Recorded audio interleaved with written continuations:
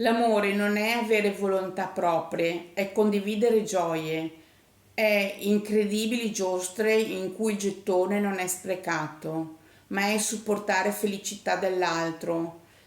Chi crede che fare il ponte per un amore sia un tramite ultimo di coincidenze, non sa che invece è solo la presenza di un ostacolo. Impoverire la dinamica con congruenze disabili o incapaci di fare uso e utilizzo di sagome porta l'indignato a pochezza d'animo.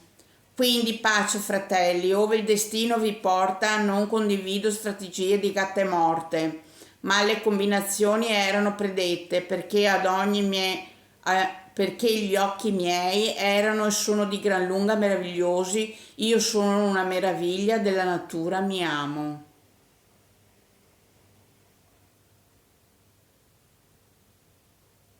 Un ponte, un sorriso.